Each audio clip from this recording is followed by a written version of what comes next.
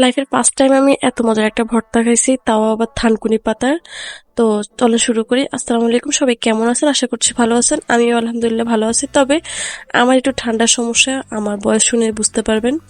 আমার এই মানে খারাপ বয়স একটু ইগনোর করবেন। যাই হোক, তো এখানে প্রথমে আমি কয়েকটা আলুকে সিদ্ধ করে ছিলে নিয়েছি এবং ওইটা এখন ভালো করে ম্যাশ করে নেব।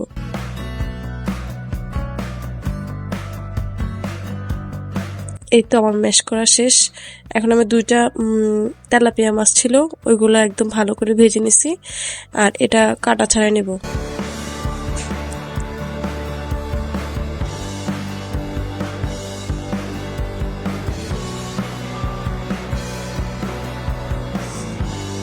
এরপর এগুলোকে একদম ভালো করে মেখে নিব, মেখে এক সাইড করে রাখবো। আমি জানি না এটা মানুষ কিভাবে খায়। তো আমি আমাদের ড্রাগন ফলের গাছের সাথে এগুলো হয়েছিল। তো আমি আমার শাশুড়ি বলছে যে এগুলো অনেক খাওয়া যায়।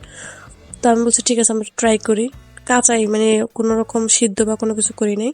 তো এখানে একদম ঝালের জন্য বেশি করে শুকনো মরিচ দিয়ে নিয়েছি।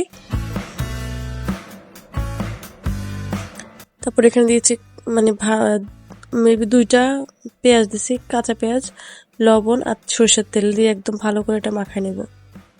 জিনিসটা খুবই ইজি, কিন্তু খেতে মানে এত মজা, আমি না খেলে বুঝতামই না। এতে এরপর আসছে এটার একদম মেইন ক্যারেক্টার, যেটা নায়িকা বলা যায়। থানকুনি পাতা একদম ভালো করে ধুয়ে আমি একদম কুচি কুচি করে কেটে নিচ্ছি।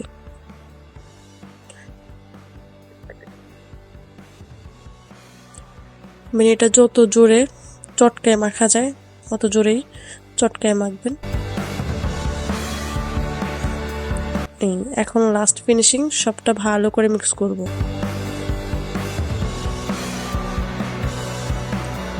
আমি নেহাত একটু টেনশনে ছিলাম যে আসলে কেমন হবে জিনিসটা। থানকুনি পাতা তো নর্মালি আমরা কখনো খাই নাই। তো তখন মাখতেছি আর চিন্তা করতেছি কেমন জানি হয়, পরে খাওয়ার পরে তো মানে পুরাই অবাক আমি। এরপর লাস্ট পর্যায়ে দিয়েছি ধনেপাতা।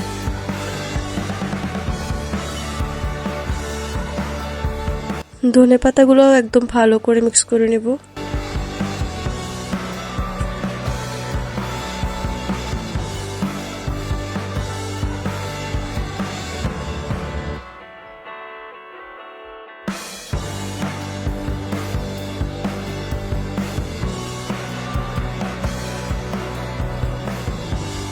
এটার টেস্টটা এত মজা ছিল বলার বাইরে। তো সবাই ভালো থাকবেন, দেখা হবে নেক্সট কোনো ভিডিওতে। আসসালামু আলাইকুম।